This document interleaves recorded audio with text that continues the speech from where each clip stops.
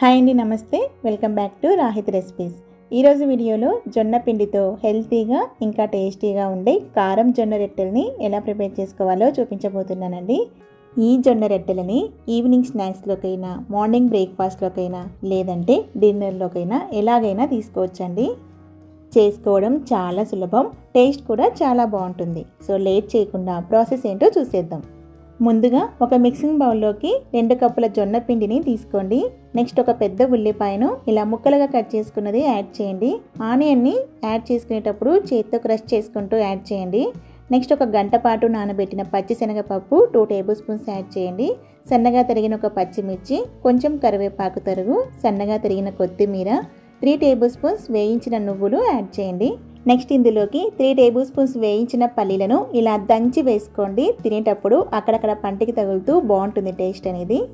తర్వాత ఇందులోకి 1 table spoon జీలకర్ర, 1/2 టేబుల్ స్పూన్ పసుపు, 1 టేబుల్ స్పూన్ కారం, 1/2 టేబుల్ స్పూన్ ఉప్పు వేసి అన్నిటినీ బాగా మిక్స్ చేయండి.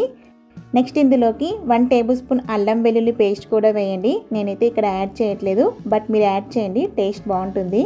నెక్స్ట్ అన్ని ఇంగ్రీడియంట్స్ మిక్స్ అయ్యేలాగా చేత్తో బాగా కలపండి. నెక్స్ట్ ఇందులోకి కొంచెం వేడి నీళ్ళు యాడ్ చేసుకుంటూ పిండిని గరిటెతో కలుపుకోండి. ఇక్కడ మీరు తీసుకున్న జొన్నలు కొత్తవైతే నీళ్ళు తక్కువ పడతాయండి, అవే పాత జొన్నలు అయితే నీళ్ళు ఎక్కువ పడతాయి. సో పిండిని బట్టి వాటర్ని యాడ్ చేసుకోవాల్సి వస్తుందండి.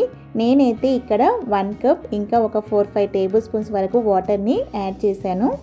కొంచెం వేడి తగ్గాక పిండి అంతటిని చేత్తో ఒక 5 నిమిషాలు బాగా కలపండి. తర్వాత ఒక 15 నిమిషాలు పిండిని పక్కన పెట్టండి.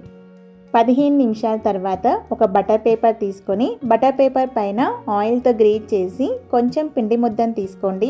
నెక్స్ట్ రోలింగ్ పిన్కి కూడా పైన ఆయిల్ అప్లై చేసి పిండిని బటర్ పేపర్ పైన రోల్ చేయండి. మరీ మందంగా, మరీ పలుచగా కాకుండా కొంచెం మీడియం సైజులో ఉండేటట్లు రోల్ చేయండి.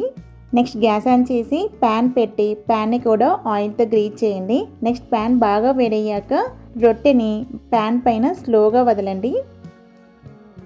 తర్వాత బటర్ పేపర్ని రిమూవ్ చేయండి. ఫ్లేమ్ని మీడియంలో పెట్టుకొని రొట్టెని 2 వైపులా బాగా కాల్చండి.